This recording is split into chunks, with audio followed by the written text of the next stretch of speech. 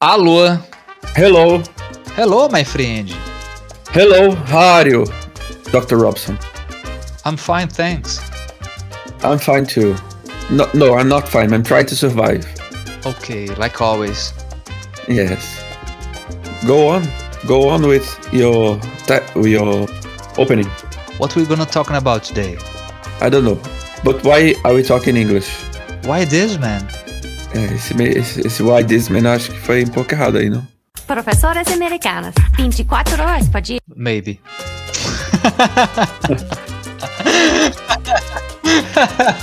Nós estamos falando inglês, ó, porque tudo que vem de fora é melhor do que as coisas que vêm do Brasil, não é verdade? Ah, isso é verdade. Poxa, cara, interessante. Tem a ver com o nosso tema de hoje. Não é, rapaz? Porque tudo que é estrangeiro é melhor. É verdade. É muito do que a gente já falou aqui algumas vezes sobre complexo de vira-lata, não é verdade? Pois é, então. Então quer dizer que a gente vai falar sobre estrangeiro. É, exatamente. Na verdade, não. Sobre nós mesmos, né? Sobre o Brasil. Brasil? Ih, rapaz. Exato. Você não está... Ou não, né? Aqui Exato. é o Brasil. Aqui é o Brasil. Exatamente. É verdade.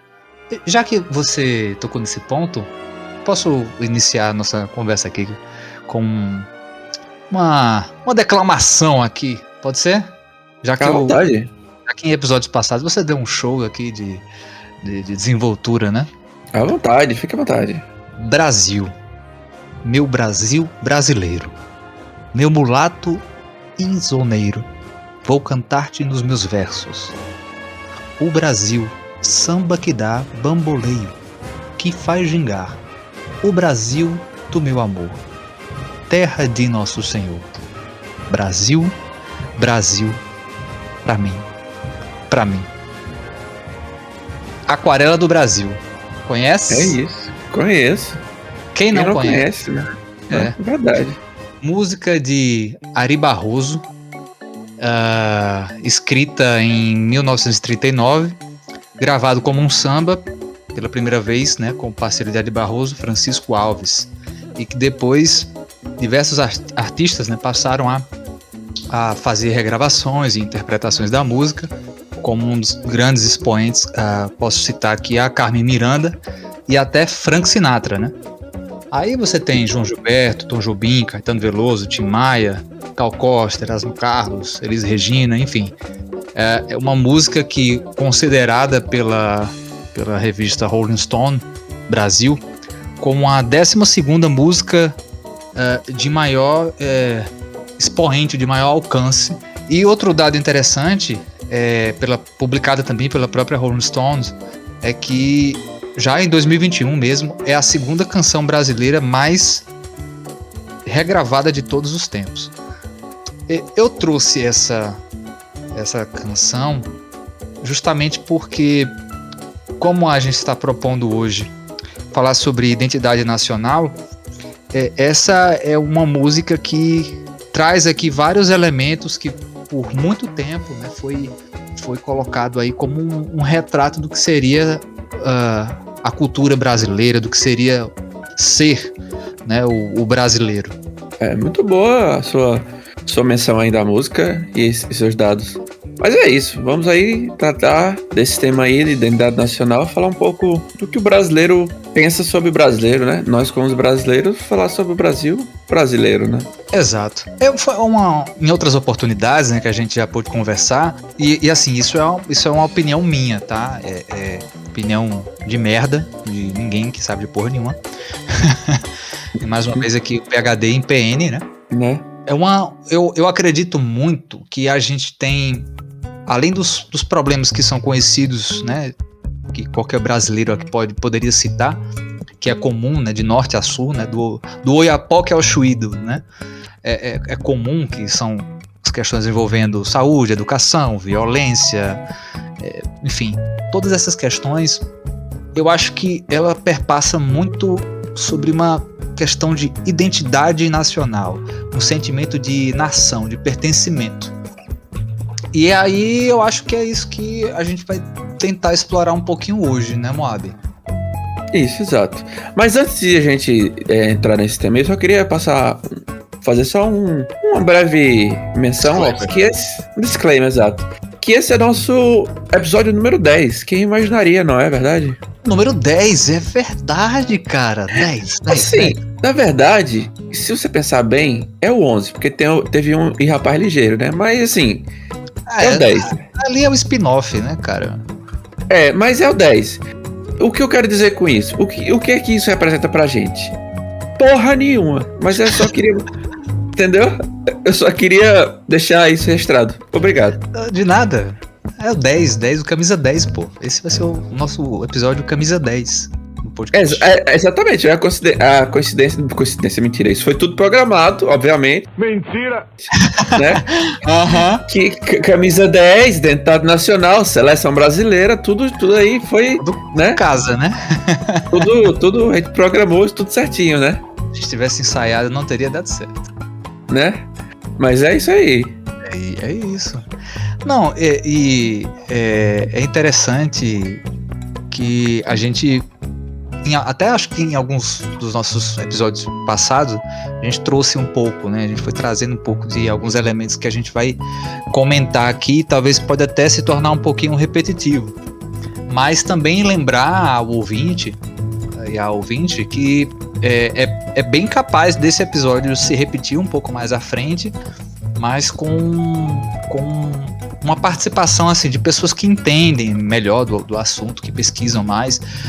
Tanto eu quanto o Moab, nós somos assim, apaixonados por história, né? Mas exato. Longe de ser nossa área de formação, mas que acho que é sempre interessante a gente estar trazendo alguns pontos da nossa memória, né, ou do que a gente julga que é nossa memória, para a gente tentar entender nosso contexto, né, atual, né, Moab? A gente veio aqui trazer, assim, uma discussão do nosso conhecimento, assim, nós temos nosso conhecimento em direito, né, que a gente estuda um pouco disso no começo, questão de Estado, nação, e um sociologia do direito também. Isso, um pouco, assim, do nosso conhecimento de vida, do que a gente presenciou, né, como você falou, a gente adora história, eu já tive a oportunidade de cursar um pouco a faculdade de História, eu infelizmente saí, pretendo voltar um dia, mas é isso, a gente discutir e agregar conhecimento, nosso conhecimento as pessoas estão ouvindo, e no futuro trazer outras pessoas para agregarem conhecimento a gente e para as outras pessoas que também vão ouvir. Mas esse é o objetivo do podcast, né? A gente sempre agregar conhecimento e evoluir. Essa é a palavra, né? Que é a síntese do nosso programa. A evolução sempre, né? Evolução sempre, bem pensado, Mob. E assim, a gente quer aqui, na verdade, com o que a gente for falando, nós queremos também tentar despertar a curiosidade de você que está ouvindo, para você mesmo fazer sua pesquisa, você tentar se aprofundar, às vezes, em algum elemento, alguma coisa que, por vezes, passa desapercebido, né? E aí, Moab, só para também não ficar muito aqui na questão do achismo, né, de não ficar parecendo que é uma coisa que a gente tirou da nossa cabeça, né? Apesar também do corre-corre, enfim, do cotidiano estar bem problemático para poder fazer uma pesquisa mais aprofundada, eu gostaria de deixar só algumas fontes aqui do material que eu pude coletar, beleza? Tranquilo. Pronto, eu utilizei aqui em uma das minhas pesquisas, um livro que eu tenho aqui já há muito tempo, desde a época do ensino médio, que eu fiz questão de guardar, que é Literatura Brasileira, dos autores Faraco e Moura, edição de 1998.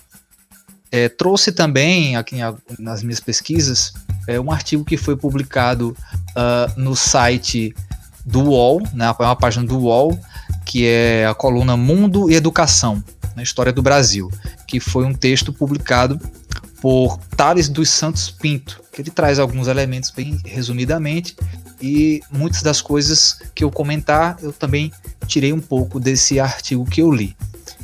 E é isso. E entre outras referências também que a gente vai citando aqui durante o episódio. As minhas fontes foram a minha cabeça mesmo. Obrigado. De nada. Não, eu dei uma lida também, eu li o site Nova Escola, também é um site que, assim, voltado mais para educação, para a questão dos discentes, mas eu li, assim, eu agora, reconhecendo o erro, não separei a fonte em si, mas eu li vários textos lá, é bom você ter citado o Nova Escola, né? Isso, Nova Porque Escola. lá mesmo, na página, geralmente eles trazem as referências bibliográficas, né, lá embaixo. Isso. Tem uns livros que eu li na época da faculdade, né, de Teoria Geral do Estado, aqueles livros clássicos que você lê, Sim. aquelas questões, próprio livro de Sociologia. Eu dei uma lida nas partes do livro de Sociologia. Sim. Eu dei uma lida especial para dar uma relembrada, né? É o que eu falei. É sempre bom. É sempre bom dar uma... É por isso que, assim, e aí é outra coisa que eu acho importante, Moab, não sei se você vai concordar comigo, mas para quem estiver ouvindo e se por um acaso tiver alguma discordância, se você percebeu que a gente falou algum dado equivocado, ou se você conhece algum professor de história e ele te passou mais algum complemento, comenta nas nossas redes sociais, no nosso Twitter, no nosso Instagram, ou no nosso e-mail também. Nosso e-mail também, né? Que é o irapazpodcast@gmail.com, né? Nosso Instagram, que é o @irapazpodcast, e o Twitter também é o mesmo. Como é o nome que dá isso mesmo? É o mesmo. Nick. É o mesmo coisa ali. É, essa parada aí, o arroba aí. Foda-se. E é isso, e aí se qualquer sugestão ou qualquer coisa que você achou que faltou a gente comentar, pode falar pra gente que nos próximos episódios, e a gente pretende até trazer depois aqui alguns convidados pra gente aprofundar um pouco mais o tema, e a gente pode estar tratando sobre isso. Exato. E aí, Moab, o que é que você pode destacar aí de algum elemento da identidade nacional? O que é ser brasileiro, assim, pra você? Não sei. Obrigado pela participação. Terminamos aqui o episódio. Isso, acabamos. Exato. Na verdade, assim, o que é o conceito de identidade nacional? O que você acha que é identidade nacional pra você, Robson? Eu não tô perguntando assim do ponto de vista brasileiro, não, mas do ponto de vista geral, o que você acha que é uma identidade nacional? Olha, na minha cabeça, eu acredito que identidade nacional seria algo que é aceito pela maior parte do povo, né, que compreende aquele determinado país, algo em que as pessoas podem atribuir a uma característica própria, né, daquele país, algo que pode ser reconhecido em qualquer lugar do mundo, né? Eu, na minha cabeça, acho que é isso. É assim, né, tipo, é um conjunto de sentimentos que faz uma pessoa se sentir integrante de um lugar, mais ou menos, né? Nesse sentido. Porque assim, porque a gente vai entrar no conceito do que é uma nação, né? Aí seria um conceito mais jurídico, né? Não sei lá, um conceito mais propriamente mais teórico, né? Aí entraria... Aí ficaria aquela confusão do que seria população, né? Exato, Misturaria com um pouco da demografia local, enfim. Que é etnia, religião, o que aqui, né? Isso. Porque assim, por exemplo, você só dando um exemplo, você é flamenguista. Quando você tá entre flamenguistas, você sente que você faz parte daquele grupo. Isso. Daquele grupo, entendeu? Você sente que você faz parte da nação flamenguista, não é? Pessoas que compartilham aquele mesmo sentimento ali. Exato. Por exemplo, se eu tô no meio daquelas pessoas, eu sou um brasileiro e vocês são brasileiros também, mas eu não me sinto parte daquelas pessoas, porque eu não torço pro mesmo time de vocês. Exato. Entendeu? Primeiramente, se você estivesse no meio, você seria linchado, tá? Então, exatamente, porque você vê qual é o nível de respeito que são os flamenguistas. Você percebe já, né, como é esse pessoal. Interessante você falar sobre o que seria realmente o conceito de identidade nacional, que eu até, em um dos trechos que eu pesquisei, tem uma autora francesa, eu não vou saber aqui a obra dela, e eu vou falar só o sobrenome, me desculpe aos ouvintes, Thiesse, Thiesse, e que ela diz mais ou menos assim, que uma nação, ela é feita de um rico legado de lembranças, que é aceito por todos. É uma espécie de herança simbólica e material, que dá esse sentimento de se pertencer a uma nação, ser um dos herdeiros do patrimônio que é comum e reverenciá-lo, né? E aí eu achei interessante porque ela traz esse processo de formação identitária como uma difusão daquilo que é cultuado pelas pessoas daquele mesmo país. E ela tenta ali trazer a questão dos antepassados, os formadores do que seria uma nação, né? O que, por exemplo, para nós pernambucanos, a gente remete muito à questão dos holandeses, né? É porque eu digo assim, por exemplo, se você pegar, por exemplo, o conceito de nação, assim, um conceito isso bem amplo e bem simplificado, né? Que isso é um tema bem complexo de se tratar, mas tipo, o conceito seria um termo mais se referir a um grupo de pessoas e habitantes que compartilham, entre aspas, uma origem étnica, o mesmo idioma e costumes relativamente homogêneos. Seriam mais ou menos isso o conceito de nação. Uhum. Só que assim, sem querer que a gente entre numa viagem muito filosófica, para não ficar muito loucura, mas a nação, território, esse tipo de coisa são conceitos inventados pelo homem. Nós inventamos esses conceitos, porque a terra é um conceito só, a natureza, espaços territoriais, fronteiras, isso são conceitos inventados pelo homem. Isso. E a nação, por exemplo, se você for estudar a história, o que era um país há 100 anos atrás, 200 anos atrás, foi outro país há 1000 anos atrás. Então, assim, o que hoje você... Desculpa te cortar, mas tem a ver com o que você está falando. Porque como você está falando aí, o conceito de nacionalidade é algo muito recente. É algo assim que remete ao século XIX, século XX. Principalmente porque a gente, até pouco tempo atrás, nós tivemos independências de várias colônias britânicas. A gente pode citar a Jamaica, que se tornou independente em 1950. A gente pode citar várias colônias africanas também que tiveram sua independência entre 60 e 1980. Aí você tem a formação dos eslavos, enfim. Isso, propriamente aqui no Brasil, nós tínhamos estados que recentemente não existiam, que foram existir agora.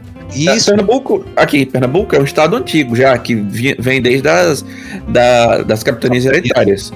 Mas temos estados que não existiam, que são estados recentes. O próprio Tocantins, se eu não estou enganado, se eu estou falando besteira, isso. É um estado recente. Como é que essa pessoa se sente? Não, sou realmente um cidadão aqui do estado de Tocantins, me sinto pertencente desse, mas é um estado recente. Uma coisa é uma pessoa que... O Acre, que envolve até uma situação de usurpação mesmo de uma parte da Bolívia, na verdade. Essa é uma questão... assim, eu sei que a gente nesse tema é um tema muito complexo, tá, mas é uma questão que acho importante a gente tratar de começo, porque assim, onde é que entra essa... Beleza, eu me sinto pertencente a uma nação, mas o que é que é uma nação pra você? O que determina o que é pra você? O que foi implantado na sua cabeça, o que é uma nação, o que é que não é, entendeu? Porque assim, o Brasil, esse mapa que a gente conhece, nunca, a vida inteira não foi assim. Teve outros formatos, né? Isso. E engraçado, Moab, que assim, a gente poderia até falar de nacionalidades dentro do próprio Brasil. Que eu acho que, assim, quando você vai ver a divisão das 5 regiões, né, brasileiras, você tem questões assim bem peculiares de cada região que você acaba identificando. O sotaque, por exemplo, é uma dessas características, né? Que a gente, por exemplo, quem estiver ouvindo a gente, alguém que estiver ouvindo aí do sul, sudeste, com certeza algumas expressões nossas aqui podem até soar estranhas, né? Porque nós temos uma peculiaridade do jeito de falar, por exemplo, né? A gente aqui do Nordeste. E o Brasil tem essa característica porque o Brasil é um país continental, né? Se fosse um país menor, até em países menores tem essa questão também do sotaque, das diferenças, mas a gente, como é um país gigante, né? Que somos foda. Nós somos tipo vários países em um. Bem mais complexo ainda. E muito mais complexo quando você vai ver a formação da sociedade brasileira, e aí eu acho que é um ponto que a gente vai falar e que é difundido há décadas, que é a questão da miscigenação, né? Exato, E nossa sociedade de fato é uma mistura de várias etnias, de vários povos. Você pega os os povos nativos aqui, americanos, você pega o povo africano, você pega o europeu, você pega o asiático também. Então, assim, são muitas influências que acabam, com o passar dos anos, trazendo esses elementos que podem formar a nossa identidade, né? Então, esse é um tema, não sei se é essa hora de mencionar ou não, mas tipo, o que é ser brasileiro? Porque assim, quando a gente, na nossa cabeça, nós temos certos estereótipos, né? Quando a gente pensa no alemão, a gente pensa numa pessoa branca, de olhos azuis. É até um estereótipo até certo ponto preconceituoso, mas a gente tem esses estereótipos. Quando a gente pensa no japonês, a gente pensa numa pessoa de olho puxado, cabelo preto, liso. Isso. Aí tem. E diversos países têm esse estereótipo. Mas o brasileiro não tem esse estereótipo. Pelo menos assim. Na minha cabeça não. Pode ser que no exterior, quando pensa no brasileiro, pensa, sei lá, numa mulata. Né? Não, pode ser, não sei, talvez tenha isso. Mas aqui nós não temos um povo padrão, né? E assim, justamente porque assim, é plenamente comum você pegar uma pessoa com traços asiáticos, ela ser brasileira, né? Exato, A gente pode fazer assim, traçar um pouco da história do Brasil, assim, pelo menos no século XX, o século recente, para ver essa questão de como o Brasil recebeu essas pessoas. Século XX, acho que um pouquinho mais antes, assim. Porque assim, a gente é um país que diferente de outros, a gente é uma colônia de exploração. Isso. Tem essa questão primeiro. Tem essa questão. Os Estados Unidos e o Canadá foram colônias de colonização. Não sei se... Não, é redundância falar isso? Não sei se é. Mas é no sentido de acrescentar território. Não, de expansão de território. Foram colônias... foram colônias para ser uma extensão dos países que estavam sendo que foram colonizar. Isso. Filial de uma matriz. Exato. Aqui não. Aqui era só para tirar o que tinha para ganhar dinheiro. Exatamente. E antes mesmo, Moab, eu acho que a gente pode, assim, até pra gente ver um pouco dessas raízes, é sempre interessante, talvez a gente pode partir pelos estereótipos brasileiros, né? Eu selecionei aqui alguns aqui, não sei se você vai concordar, que, por exemplo, eu vou falando aqui, vou soltando e aí a gente vai comentando. Certo, pode falar. Vamos lá, a gente tem o português como a língua comum, né?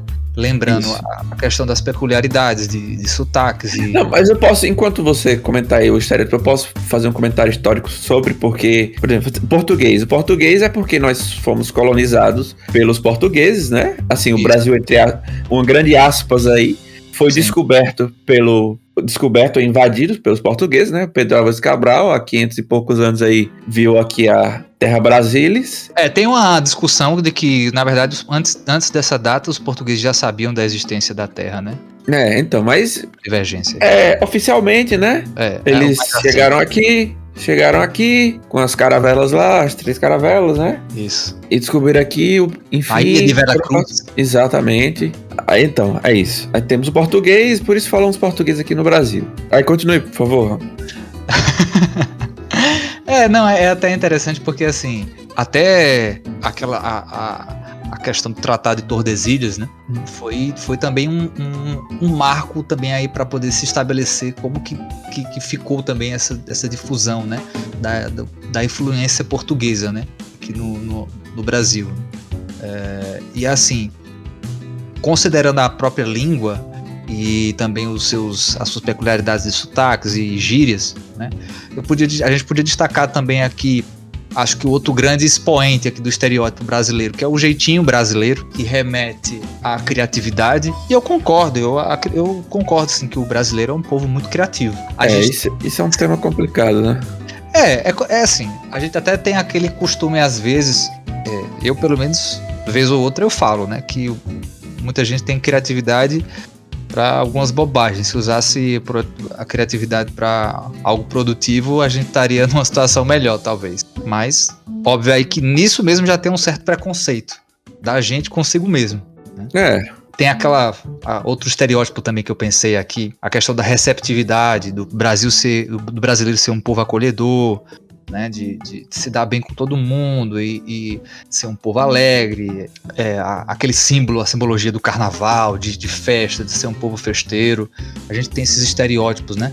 Tem também aí vamos lá, não somos um povo muito pontual, nós temos uma culinária forte, nós temos a questão do futebol, né? Nós temos as diversas manifestações culturais, né? Como Carnaval, como São João, né? Essas questões aí que você falou, por exemplo, do futebol, tem muita influência inglesa também, né? Que nós tivemos muito, durante uma época, uma grande tratado comercial com a Inglaterra, né? Influência inglesa muito grande aqui no Brasil. Inclusive o próprio Charles Miller, né? Que é um dos precursores aí de ter trazido o futebol, né? No nosso episódio sobre educação física. Isso que eu ia comentar. O grande Clayton, ele trouxe, né? Também um pouco desse aspecto para o nosso debate e que na verdade assim foi muito por era até mesmo uma novidade do futebol, né, e que aos poucos ele foi se adaptando na cultura brasileira, até pela facilidade de se jogar. Então era isso também que eu ia comentar, porque assim o Brasil sempre foi um país muito pobre, assim, e o futebol é um esporte fácil de se jogar. Você precisa de uma bola aqui, uma bola necessariamente só precisa ser uma coisa redonda. Isso. Que você pode chutar, você faz qualquer coisa. E muitas bolas improvisadas eram só vários pedaços de fio amarrados até virar um grande emaranhado de fios e você ficava chutando de um lado pro outro, era só isso, né? E assim, o futebol, ele tem uma participação crucial na nossa formação enquanto sociedade, porque ele sempre foi uma vitrine do Brasil. E isso se passa muito justamente a partir do momento em que o futebol ele vai se popularizando, vai se tornando um esporte de massas, vai se tornando um esporte em que o negro consegue ser, ele se insere nesse esporte, mas se destaca principalmente pela sua criatividade, porque é justamente a partir do momento em que o esporte começa a trazer a habilidade, né, do negro no futebol, que aí o Brasil começa a se destacar nesse esporte. É tanto que Nelson Rodrigues, que é um dos grandes expoentes assim, de romances e cronista, né, esportivo, você deve já ter ouvido falar da Pátria de Chuteiras, né? Então, exato. E antes de você falar do Nelson Rodrigues, eu quero só, porque você adora falar do Flamengo, Nelson Rodrigues ele era torcedor fanático do Fluminense, viu? Sim.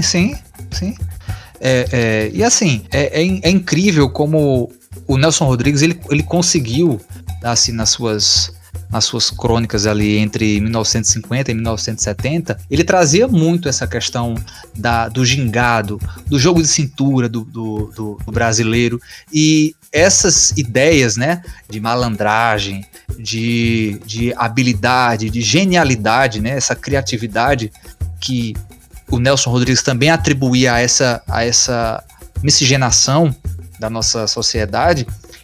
Isso foi passado como um símbolo da identidade nacional, ao ponto de que na década de 70, na Copa de 70, né, não só na Copa de 70, mas nas outras Copas do Mundo, quando a seleção brasileira jogava, aí foi onde surgiu essa expressão de que a seleção nacional era a pátria de chuteiras, né, porque foi e ainda acho que hoje menos, mas esse símbolo de representar o que nós tínhamos de melhor, porque era a oportunidade que nós tínhamos de superar os europeus em alguma coisa, por exemplo, né? Então, e aí não, continue, desculpa a empolgação também, mas isso tem uma participação muito forte de Getúlio Vargas, porque Getúlio Vargas, percebendo vamos lembrar que o Maracanã foi construído nessa época, na época de Getúlio. Então o Getúlio Vargas, percebendo esse apelo popular, né, já no sentido populista mesmo, ele foi um dos responsáveis por, nos próprios meios de comunicação, difundir muito essa imagem do futebol como sendo algo nosso. E aí é a partir daí que vai criando essa ideia de que o Brasil é o país do futebol. Aí você junta também aquele período da Carmen Miranda, né, com as músicas que enaltecem a nossa Então, tropicalidade. agora, perdão, é que eu queria que você mencionou uma coisa aí que eu queria voltar a outra coisa que você mencionou para voltar uma coisa que eu queria trazer. Que assim, você mencionou o negro no futebol e você mencionou a culinária muito forte. Eu queria voltar para uma coisa que eu falei, que era a questão da história do Brasil, que é a questão do negro. Porque a nossa culinária tem uma influência muito grande do culinária africana. Aí vem a questão da escravidão, que é algo muito marcante na construção da identidade nacional do Brasil. Que eu acho que é extremamente importante a gente mencionar, que nosso país, se não, eu posso, nesse momento agora eu posso estar cometendo um erro, mas se não o país que mais trouxe escravos do mundo, foi talvez o segundo, só perdendo para os Estados Unidos, mas acho que foi o país que mais... A gente pode depois aprofundar esse dado, mas eu acredito que você está certo, que foi sim o país que mais escravizou. Que mais que mais trouxe escravos aqui. Então, assim, a nossa influência africana... A Bahia é o local, a região do mundo com a maior concentração de negros fora do continente africano. Isso. A influência do negro no Brasil é gigantesca. Tanto na culinária quanto na miscigenação, como você falou aí, que foi importante para a construção do futebol e não só para a construção do futebol, para a construção de um país inteiro. Isso. Então, assim, isso é um tema... essa questão do negro no Brasil é um tema que acho que demanda só um podcast exclusivo para isso, mas é importante mencionar porque um tema de extrema importância para a construção da identidade nacional, porque ele foi importante para a construção da música, do samba, do pagode, do axé, de toda essa construção dessa cultura brasileira que a gente tem hoje como cultura brasileira, né, que a gente chama de cultura brasileira, é muito influência da África e do negro. Então, assim, se a gente não mencionar essa questão, infelizmente ainda muita gente renega essa importância, né? Outra coisa, Moab, para você ver como a história ela é irônica, né? Você vê o povo negro, que sempre foi escanteado, marginalizado, se torna, né, o maior... a gente pode afirmar sim, que é o maior expoente da nossa cultura. Exato. Então, assim, pra você ver como a história ela é irônica, né, com a gente, né? Pois é. E outra, assim, por mais que... aí você entra naquela questão da miscigenação, eu mesmo, apesar de branco, eu tenho as origens da minha família, principalmente paterna, é daquela origem cabocla, né? Você pegar aí a influência dos povos nativos e do povo negro também escravizado. Se eu for fazer uma pesquisa da minha árvore genealógica, eu vou encontrar esses elementos, eu vou encontrar essas características. Então, é isso que é importante. Eu acho é aquele negócio que eu falei, do retomar um pouco a história do Brasil. O primeiro povo a chegar aqui, fora os portugueses, foi o povo negro, né? Assim, da construção dessa construção que a gente vai fazendo, assim, da história do Brasil. Sim. Foi o povo negro, foi o povo português, depois o povo negro, para ir nessa construção dessa identidade nacional. Infelizmente, chegou contra sua vontade, né? Forçado por esse comércio nojento que foi a escravidão. Exato. E aí, assim, quando a gente fala da miscigenação, você vê que também é um costume muito forte nosso da gente selecionar, né, aquilo que nos agrada, e aí a gente vende essa imagem da miscigenação como sinônimo de povo acolhedor, de povo simpático, de tolerante, né, de assumir as diferenças, mas que na realidade acaba ocultando, né, muitas questões que envolvem o preconceito e as desigualdades que remontam às nossas origens. E quando Exato. você fala da escravidão, eu acho que é como aquela autora, acho que você vai reconhecer, espero acertar o sobrenome dela, Lilia Schwartz. Ela fala muito em suas obras que o inclusive, vou fazer mais uma vez uma recomendação a mim mesmo. Pretendo ler as obras dela, porque das entrevistas que eu pude... Recomendo ações. A mim mesmo. Mas ela fala que a escravidão, ela fala muito disso, que a escravidão é a nossa praga, é o nosso ponto ali, o cerne. Exato. As calamidades brasileiras. É a cicatriz do Brasil que vai ficar eternamente marcado na identidade nacional brasileira. Enquanto não se resolver isso, assim como também é a questão da ditadura militar, que foi outra coisa que não foi resolvida até hoje, Né? isso remonta àquilo que a gente falou da questão da identidade nacional, naquele conceito daquela autora que eu citei lá no início, sobre um exercício da memória. E nós, enquanto brasileiros, isso é uma visão minha, tá? Nós, enquanto brasileiros, nós temos uma memória muito fraca. Nós temos uma memória fraquíssima em tentar expor aqueles acontecimentos históricos que fazem parte da nossa construção. Por exemplo, se a gente fosse aprofundar na Guerra de Canudos, nós vamos perceber o quanto essa visão de povo acolhedor, de povo pacífico, isso pode ser uma balela. Porque nós somos um povo, nós somos um país construído na base da violência, na base da repressão. Isso. Se formos estudar assim, as histórias de guerras e revoluções de independência que os estados tiveram, aqui, eu cito, por exemplo, Pernambuco, que é um estado que a gente comemora, tem um feriado para uma revolução pernambucana. Né? Isso, exatamente. E que se a Revolução Pernambucana tivesse atingido realmente os seus propósitos, hoje Pernambuco poderia ser um país dentro do Brasil. Pois é. O próprio Rio Grande do Sul, o pessoal lá que tem outra também. Que sente muito esse sentimento de rio-grandense, né? Que até é meio se sente fora do Brasil, que eles mesmo têm esse sentimento. Eu acho que dos estados, agora eu posso estar falando besteira mesmo, que meio que dos estados do Brasil é o que mais tem esse sentimento de fora de Brasil, de país, que é o pessoal do Rio Grande, né? Que teve a Revolução Farroupilha. Você tem até aquele movimento, o Sul é o meu país. Exato. Que é um movimento separatista. O Brasil teve muitas revoluções, assim, a gente tem essa construção de imagem que a gente é tranquilo, não, mas nós temos uma história banhada há muito sangue, muita violência. Né? E esse extremismo que a gente vive hoje é muito por conta disso, porque muita coisa foi jogada debaixo do tapete, e aí com esse gatilho de extremismo, dessa onda extremista que vem também aí nessa última década, isso, e com, obviamente, a difusão dos novos meios de comunicação, né, como a internet, acabou propagando ainda mais o submundo que a gente tinha aí escondido, né?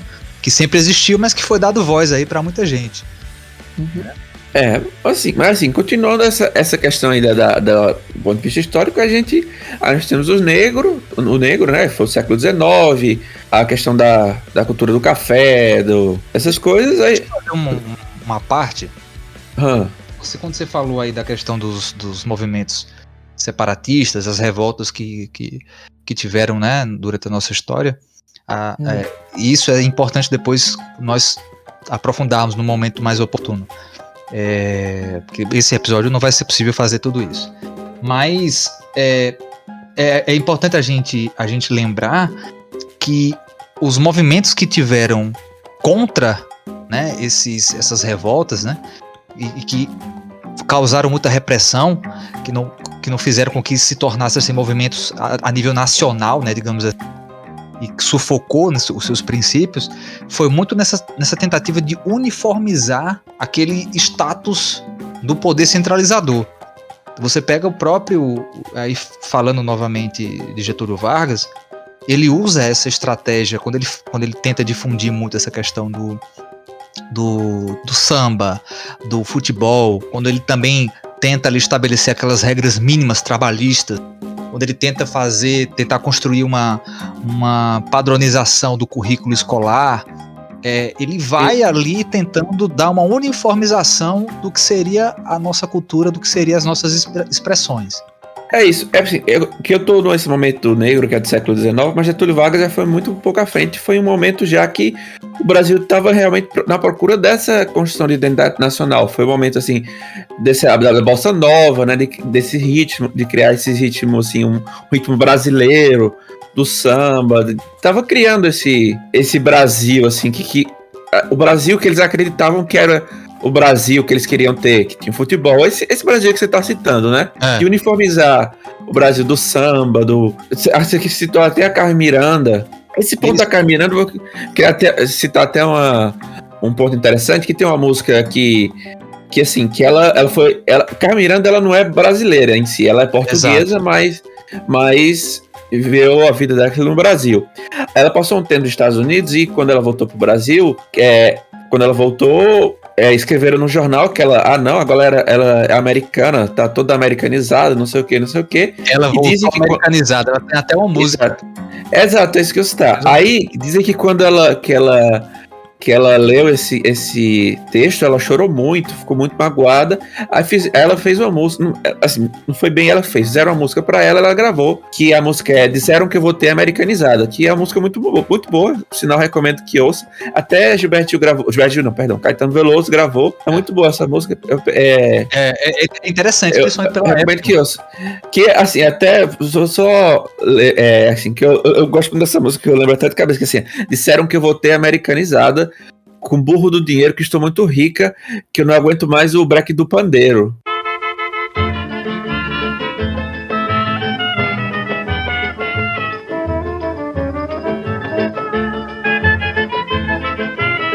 E disseram que eu voltei americanizada, com burro do dinheiro, que estou muito rica, que não suporto mais o break de um pandeiro, e fico arrepiada ouvindo uma cuíca. Disseram que com as mãos estou preocupada, que corre por aí que eu sei certo zum, que já não tenho molho, ritmo nem nada, e dos balangandãs já nem existe mais nenhum. Mas pra cima de mim, pra que tanto veneno? Eu posso lá ficar americanizada, eu que nasci com samba e vivo no sereno, tocando a noite inteira a velha batucada, nas rodas de malandro, minhas preferidas. Eu digo é mesmo, eu te amo e nunca I love you, enquanto houver Brasil na hora das comidas. Eu sou do camarão, sopadinho com chuchu. Que é muito boa essa música. Olha aí, você vê aí, interessante, é break do pandeiro. Ela citar isso. E Moab, e aí essa questão de você sufocar assim, os movimentos regionais, né? Isso vem no momento em que o Brasil adquire a sua independência, né, entre aspas, novamente, no momento da formação da República, né? E a ideia do federalismo, isso é muito presente, porque eu acho que, assim, se nesses momentos fossem consideradas as peculiaridades de cada região, essa tolerância com o que tem dentro do nosso território... Desculpa, é porque assim, é que você fala, sempre tem que ter o chato, né? Agora eu sou o chato. Chato pra caralho. Sim. Eu vou ser o chato da história agora. Porque é importante mencionar que a gente viveu um período chamado período café com leite, né? Que era o período que a presidência era alternada entre São Paulo e Minas Gerais. E durante muito tempo, ainda, assim, muito tempo, eu vou arriscar um pouco, de certa forma ainda hoje menos, o foco do Brasil foi sempre o Sudeste, Sul-Sudeste, né, que é onde estavam concentradas as indústrias, e é o dinheiro do Brasil. E o Nordeste, Norte, sempre foi, de certa forma, ignorado por esse. Então, o conceito de Brasil sempre foi dado pelo Sul e Sudeste, ou seja, o Norte e Nordeste, principalmente nos anos 60, 70, 50, foi muito ignorado. Não era nada. Era mais uma região que fornecia, sei lá, matéria-prima, mão de obra, exato. É pra complementar isso aí que você. É complementar que você falou. Isso que você falou, Faro, pode estar fora aí hoje, né? Mas perfeito. Eu acredito nisso também. Porque assim, complementando também, é nessa época que surge também, por exemplo, a questão do Zé Carioca, que é o malandro carioca, tá ligado? Esse cara assim, porque o mundo vai, porque assim, a gente tem hoje essa noção do brasileiro no exterior como esse jeitinho brasileiro, esse malandro, vem muito dessa questão aí do Zé Carioca, entendeu? Mano, você um americano, um estrangeiro, não consegue imaginar um nordestino. Pra ele, um nordestino não é um brasileiro, entendeu? Isso. Um brasileiro é São Paulo, Rio de Janeiro, samba, carnaval, entendeu? Mas Nordeste vai imaginar, não. Fala pra ele de um cangaceiro, de um sertanejo, que é um brasileiro também. Sertanejo? Como? Não entendo, entendeu? Eu acho que isso seria o Brasil tem é tão rico assim dessas questões assim regionais, que eu acho que pra um gringo, se fosse se aprofundar, cara, ele ia dizer assim, poxa, é incomparável com a história do meu país, por exemplo, né? Digamos assim. Óbvio que cada um tem particularidades, né? Mas eu vejo, porque, por exemplo, assim... Eu imaginaria que teria essas coisas aqui. Porque eu vou citar os Estados Unidos, que eu acho importante citar os Estados Unidos, porque eu quero citar nesse programa ainda um pouco da influência que os países do exterior têm na construção aqui da identidade nacional. É impossível não citar os Estados Unidos, que hoje é o país que domina culturalmente o mundo, né? E assim... Eu, por exemplo, como consumidor muito de filmes e quadrinhos e tal, é impossível você não ficar alheio aos Estados Unidos. Eu conheço várias características de vários estados americanos que eu consigo identificar. Eu sei como é que uma pessoa do Texas que eu sei que o Texas é o do cowboy. O do cara de Nova York é o cara mais cosmopolita. Eu sei como é que uma pessoa de Miami entendeu? Porque eu sou um brasileiro, sei como que cada pessoa de cada estado americano porque uma pessoa aqui dos Estados Unidos não pode saber como cada pessoa do meu estado aqui do Brasil entendeu? Essa questão, esse poder cultural, entendeu? Tem esse poder cultural que um país tem, tá tão forte, de me fazer saber como cada estado lá e aqui aqui não. É isso que eu tô dizendo, tá entendendo? Sim. Mas aí isso passa muito por aquilo que é selecionado como imagem, né? Porque aí, então, você quer dar uma spoilerada um pouquinho? Eu vou citar isso um pouquinho na questão das recomendações, que eu vou falar um pouco sobre isso. Mas pode continuar, perdão a interrupção aí. Não, é isso, é sempre enriquecedor, meu cara. O que eu queria dizer também é que quando você pega isso que você falou de dentro de um mesmo país, uma pessoa de um determinado estado conhecer o que um outro estado dentro da sua própria unidade ali, né, federativa, enquanto, vamos lá, acabei confundindo aqui os conceitos, mas eu queria falar em relação à união, né, quanto à união desses estados, dessas unidades federativas, é uma possibilidade a mais de você também atribuir aquilo como unidade nacional, que aquilo também faz parte da sua questão enquanto brasileiro. Porque quando a gente vai falar, eu sou nordestino, tudo bem, eu sou nordestino, então eu posso excluir da minha realidade uma cultura do samba, por exemplo? Será que eu poderia fazer isso? Será que eu determino por meio dessas regionalidades aquele elemento como sendo apenas daquela região e não como sendo do todo? Não sei se deu para entender mais ou menos, mas o que eu queria é porque assim, um exemplo aqui que eu acho que até já citei em alguma das nossas conversas, é que hoje, por exemplo, eu acho muito interessante que algumas campanhas publicitárias estão colocando mais um forró como trilha sonora de suas propagandas, sabe?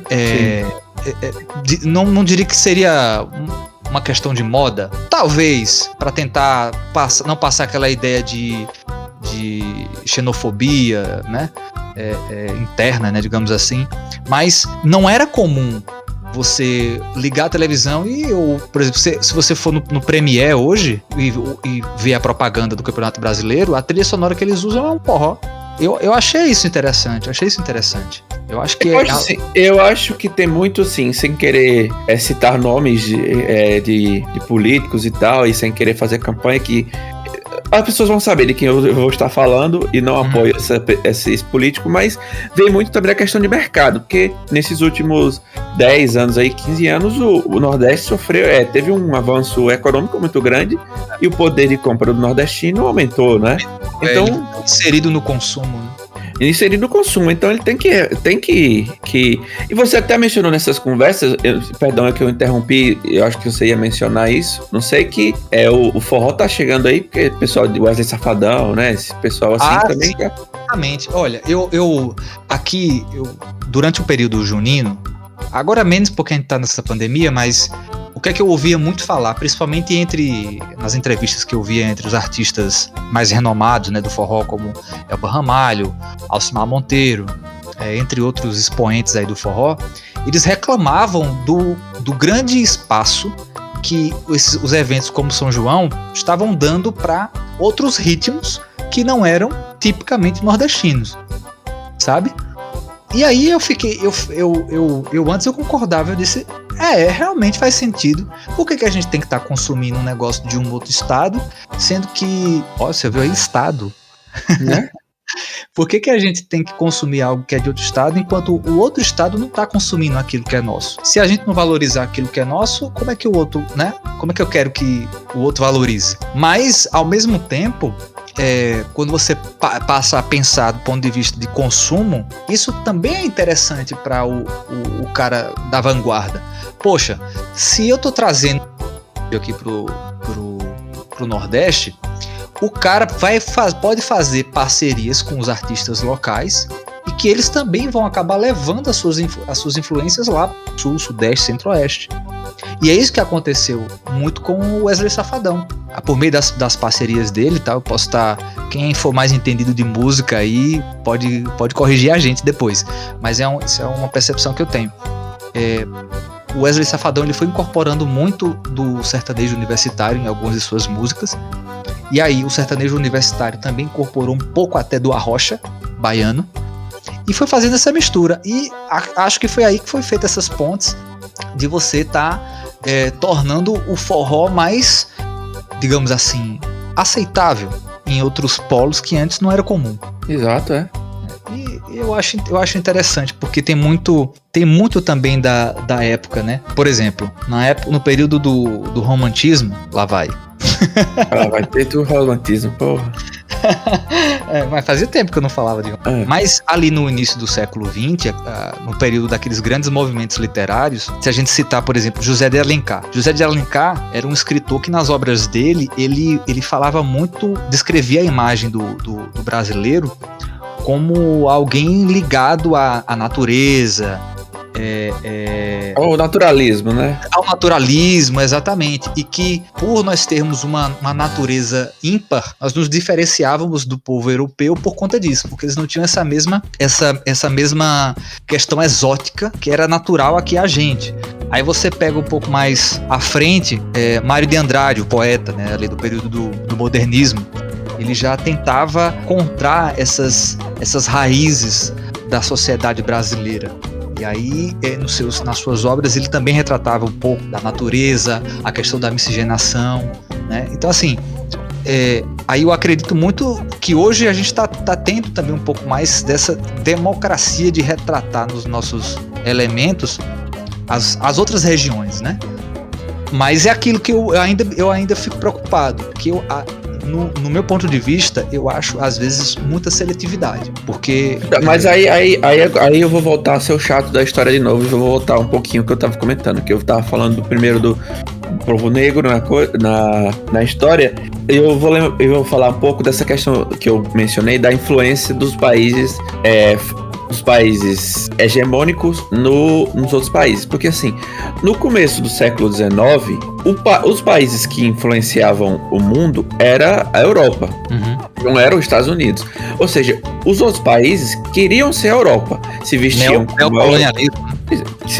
como a Europa, apesar, por exemplo, aqui no Brasil, um país quente, um país tropical, no Rio de Janeiro, o pessoal se vestia com aquelas roupas da Europa, cheio de camadas, vestidos longos, cheios de camadas, quente pra cacete, cartola, exato, os homens todos de terno, quente pra cacete, né? Tudo isso, mas o pessoal tinha que se vestir como a Europa, porque era assim, como era em Paris, como era lá naqueles lugares, né? Era tudo chique, era assim, tem que ser assim na Europa. E nossa identidade cultural foi formada com base no que a Europa era. Tudo bem. Aí veio o fato, o que aconteceu? Veio a Primeira Guerra Mundial. Eu sei que eu tô... É porque assim, a gente tem um tempo aqui limitado e eu tô sendo extremamente resumido aqui, né? Tá sucinto pra cacete aqui, mas é isso. Veio a Primeira Guerra Mundial. Veio a Primeira Guerra Mundial e teve todo esse conflito. Que na época não era a Primeira Guerra Mundial, era a Grande Guerra, que na cabeça das pessoas na época era a guerra que ia acabar com todas as guerras. Depois dessa guerra, o mundo ia entrar numa época de grande evolução, ia paz, e o mundo ia começar, a ciência ia levar a gente pro futuro, ia ser uma coisa maravilhosa. Exato, ia ser a maravilha. Todo mundo ia ganhar unicórnio e a gente ia ficar aí... Andar pelado. Enfim, aí veio a Belle Époque, que também influenciou muito a nossa identidade cultural, que é... A Belle Époque tem suas peculiaridades também. Veio, a partir da Belle Époque surgiram diversos como é que chama? Movimentos culturais, que daí começou a surgir o dadaísmo, o realismo, essas quebras dessas culturas, desses movimentos clássicos que vinham, aí começou a surgir esse modernismo, influenciou muito o Brasil. Aí nessa questão que essa influência da Europa no Brasil começou a trazer, aí vem e traz muito essa questão que você falou e do Getúlio Vargas. A influência do modernismo no Brasil, junto com, por exemplo, esse populismo, Getúlio Vargas, toda essa questão, criou esse movimento que meio que foi uma síntese de tudo, né? Dessa fim da Primeira Guerra, fim de tudo, fim dessas coisas assim. Tudo essa época toda assim, anos 30, 50, 40, porque 30, 50... mais ou menos, assim, 30, 40, foi meio que uma bola de coisas e transformações que o mundo estava sofrendo e influenciou o Brasil também para essas transformações que tudo isso meio que formou o que é a literatura, a cultura. Você citou Jorge Amado, né? Esses poetas, aqui teve uma revolução na educação também, a educação estava começando a se questionar também tudo isso. Uhum. Aí veio a Segunda Guerra. Eu fiz esse resumo assim, meio merda, meio ligeiro, sim, porque eu queria citar a Segunda Guerra, porque a Segunda Guerra tem um fato importante, porque graças à Segunda Guerra houve um êxodo muito grande de italianos, japoneses. E isso é importante porque veio aí outro povo que construiu muito nossa identidade nacional, que foi o povo asiático, o povo italiano, o povo alemão também, que eu esqueci de mencionar, que saiu dos seus países fugindo da guerra, especialmente judeus. Isso, aí que foi outro povo que também formou muito nossa identidade nacional, né? Fugindo aí da guerra, que foram muitos por sul, né? Que o clima lá era mais parecido com seus países, lá para a região de São Paulo também, teve o povo... E sem citar o povo do norte, que teve também o pessoal do... Como é que chama? Libanês também, teve muito libanês do norte também. Sim. Teve o povo libanês do norte. É tanto que essa cultura de mercearias, mercadinho, é muito desse povo também do Oriente Médio também. Teve muita... Exato, tem até um livro tem um uma HQ muito boa que como ele chama, Dois Irmãos, que é de Milton Ratum. O livro é de Milton Ratum. A HQ uma adaptação do livro, é de Gabriel Bar e do seu irmão Fábio Moon. Recomendo também. Que é muito bom, que é uma história sobre uma família libanesa lá no norte. É um drama sobre essa família, mas é muito bom. Que tem um pouco dessa historiazinha dessa imigração aí.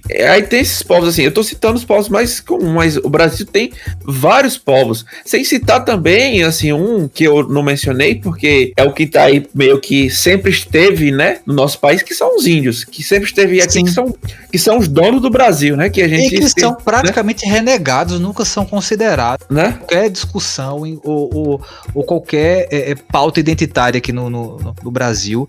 Então, vamos lembrar, por exemplo, da questão do que está sendo discutido agora da PL 490 sobre a demarcação de terras indígenas. Cara, isso era para ser uma coisa de consenso, pô. A gente fala tanto de propriedade privada, mas não consegue respeitar aquilo que toda a vida teve um dono, ou pelo menos os primeiros donos da terra, né? Eu acho isso foda, velho. Na moral. É porque assim, na minha cabeça, essa questão de identidade nacional, esse período de 1990 a 1960 é tudo um bolo de construção de identidade nacional que mistura todos esses povos europeus que vieram aqui, Getúlio Vargas, o próprio Jânio Quadros, Juscelino Kubitschek também foi importante, né? A questão da construção de Brasília, de influência americana também muito grande, que o Walt Disney veio aqui, Bossa Nova, tem Frank Sinatra que veio aqui, que os Estados Unidos se interessou muito pelo Brasil, pela essa questão exótica do Brasil, né? Que vai esse povo acolhedor, samba, carnaval, vamos lá, a gente tem dinheiro, vamos gastar lá, pessoal, lá, assim, até o aspecto meio do turismo sexual, mulatas, mulheres, vamos lá, vamos, né? Mas o que é interessante, porque assim, se você for observar, e aí, isso, acho que até hoje, né? Talvez hoje tenha diminuído um pouco, mas não foi uma troca, não foi um intercâmbio de, por exemplo, exato. Vamos lá investir no Brasil e vamos também trazer um pouco da cultura brasileira. Não, é tanto que hoje tem muita gente lá que pensa que a gente fala espanhol. Exato, pois é. E aí, trazendo a questão do espanhol, Moab, vamos abrir um pouquinho o leque. Não é bem o tema, mas também se relaciona à questão da identidade, que é sobre nós sermos latinos, né? Exato, então, a gente prefere muito mais consumir aquela cultura norte-americana do que o que é aqui do nosso país vizinho, dos nossos países vizinhos, né? Eu acho muito desculpa. Intrigante. Porque se, por exemplo, se você perguntar pra alguém, você se considera, se você fizer um questionário assim na rua, se alguém perguntasse a você o que é que você é, quais dessas duas opções você escolheria primeiro?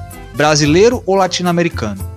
Com toda certeza a pessoa ia dizer brasileiro. Exato, Entendeu? E aí quando você aprofunda, beleza, e aí, e o que é ser brasileiro? Aí é isso que a gente tá tentando aqui, né, trazer. Eu acho assim que, novamente, é a opinião minha, eu acho que se a gente falasse espanhol era melhor, sem brincadeira mesmo, assim. Em termos de integração, eu concordo. Porque assim, se a gente fosse um continente unido, assim, eu acho que a gente era melhor. Muito se nós mais. Fosse, entendeu? Uma Latinoamérica unida. Desculpa, deixa eu te interromper rapidinho. Aí você, vai ter a ver com o que você tá falando, dessa questão da união da Latinoamérica. Pra você ter ideia, por muito tempo sempre se prezou mais dar um enfoque na língua inglesa nas escolas do que propriamente o espanhol, o que deveria ser o contrário. Eu concordo plenamente. Deveria ser o contrário. Aqui eu acho que o espanhol era pra ser a nossa segunda língua, por exemplo. Exato. Entendeu? Porque olha aí, mas isso é a questão, por exemplo, eu achei que já entra a questão da ditadura militar, da influência americana aqui. Sim. Aí tem a questão econômica, tem toda essa questão econômica, cultural. Porque eu acho que se a gente falasse espanhol, a gente teria o trânsito muito melhor entre os outros países daqui dos nossos vizinhos aqui, e seríamos um grande país, assim, o América Latina seria um paizão, entre aspas, sabe? Um país gigantesco. E aí vem aquela coisa, se a gente, por vezes, a gente critica a questão do imperialismo norte-americano, também tem um pouquinho disso aqui de imperialismo brasileiro. Porque o brasileiro tem esse narizinho empinado de achar que é superior ao argentino, ao boliviano, ao paraguaio. Entendeu? Pois é, com certeza. Isso é verdade. Outra questão que influencia nisso, que também depois pode ser um episódio inteiro. A Guerra do Paraguai. Exato. A Guerra do Paraguai tem muitos elementos que traz aí dessa soberba nossa aí e pouco se fala. A gente eu quero viajar pra Europa, eu quero viajar para não sei o quê, mas nunca pensou em viajar. Eu quero viajar pro Chile, eu quero viajar pra Bolívia, eu quero viajar para... São países que estão aqui do lado, pô, são bem mais baratos em comparação. E são tão maravilhosos quanto, pô. Eu tenho muita vontade de viajar pro Uruguai, por exemplo. Ah, sim, não, com certeza. Eu tenho uma vontade enorme de conhecer o... Por quê? Não, mas cortou. Ah, cortou? Eu tenho uma vontade enorme de conhecer o... Aí cortou. O Peru. Não, repete aí. Eu tenho vontade enorme de conhecer... Vai. O Peru. Não, repete a frase inteira, pô, pra eu botar no... Eu teria... Calma. Eu tenho uma vontade enorme de conhecer o Peru. Ah, tá bom então. Tá. Muito bem-vindo a mais um programa do Cozinha Amiga. Hoje é dia da gente sentar no seu peru, entendeu? Eu falo, me dá água na boca. E olha só, gente, que piruzão. Isso é um peru enorme. Dá aquela lavadinha no peru. Dentro do peru existe um saquinho. Eu vou colocar o peru inteirinho aqui. Olha só, gente, é um piruzão, fala sério. Esse passo a passo é extremamente importante para o seu peru ficar bonito, porque depende muito do tamanho do seu peru. Já começa levando um banho de peru. Passa a mão, faz aquele carinho. É muito peru, gente. Então, se você tem dúvida do que é esse plástico no seu peru, fique tranquila que isso faz parte do peru. É uma pelezinha chatinha que não sai até levantar o peru. Sério? Sim. Olha, já tá com piada. Olha aí, ó, seu preconceituoso. Não, tô pra vocês. Que Não, nada, tá aí, não. você fale alguma coisa do peru aí, vá. Não. Não, cada um, não é. Mas e outra, Moab, aí a gente volta ao cerne, né? A gente pega aqui mesmo, por exemplo, quantos conhecem a história, vamos pegar Petrolina, tá? Quantos conhecem a história da Ilha do Maçangano? Verdade, exato. Do samba de véio? Quantos conhecem, né? É muito disso, cara. É por isso que eu tenho um costume que eu, sempre que quando eu viajo pra assim, alguma cidade nova, eu tento conhecer um pouco da história local, sabe? E aí eu gosto de. Sabe uma coisa curiosa? Eu acho que existe um fenômeno que eu acho assim: as pessoas que moram em determinado local dificilmente conhecem a história do próprio local. Tipo, às vezes você mora, sei lá, em Fernando de Noronha, às vezes você nem conhece, você meio que ignora que você mora em Fernando de Noronha, entendeu? Você só dá valor às coisas de fora. Do que é de fora. Porque eu digo assim, por exemplo, às vezes eu ia pra Recife, né, pra casa dos meus primos, aí eu chegava lá e falava, não, eu quero ir em tal lugar, não sei o que, e nem eles tinham ido a esse tal lugar, tá ligado? Eles que moravam lá, tá ligado? Sim, esse lugar histórico. É verdade.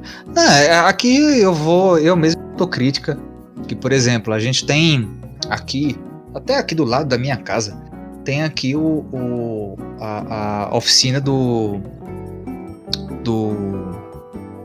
artesão, não é? Sim, do artesão, a oficina do artesão. Você tem aqui também a oficina de Ana das Carrancas.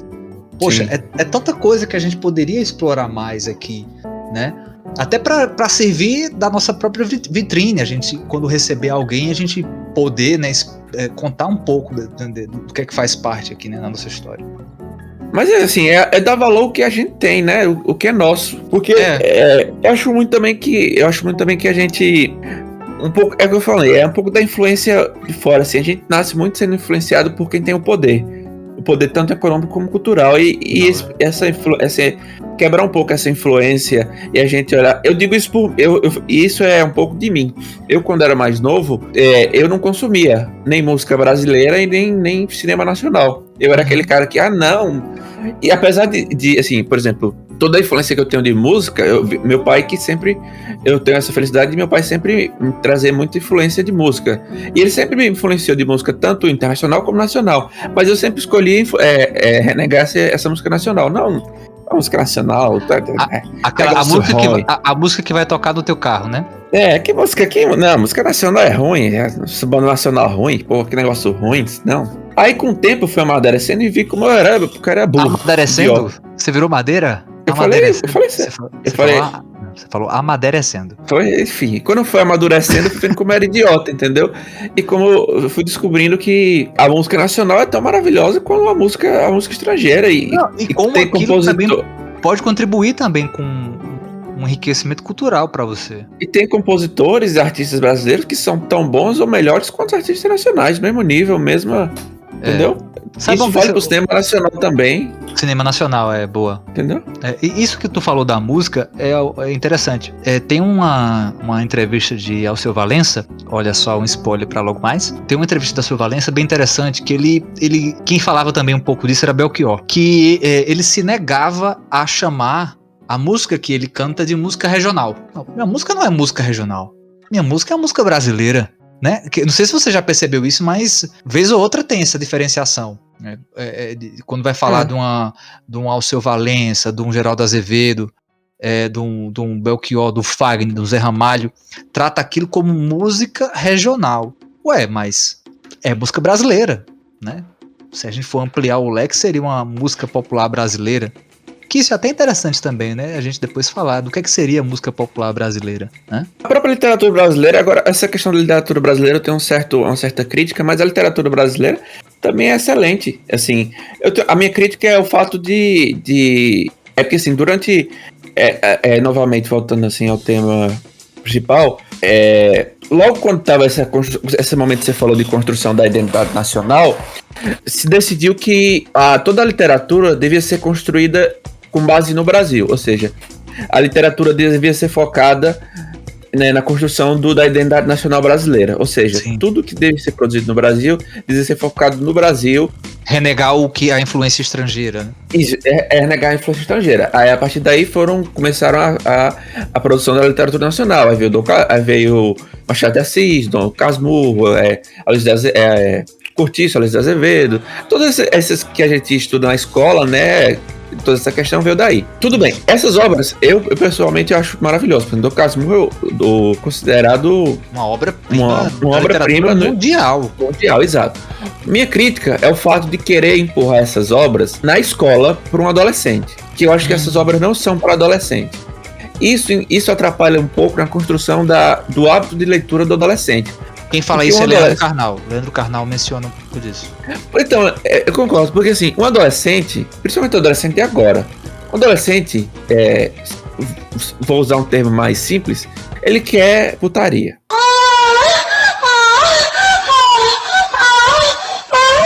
Adolescente. Não, assim, sexo não é isso, selvagem. não. Sexo selvagem. Mas assim, um adolescente, você tá com hormônios à flor da pele, então você quer pegar. Plebe. Foi pegar, não foi?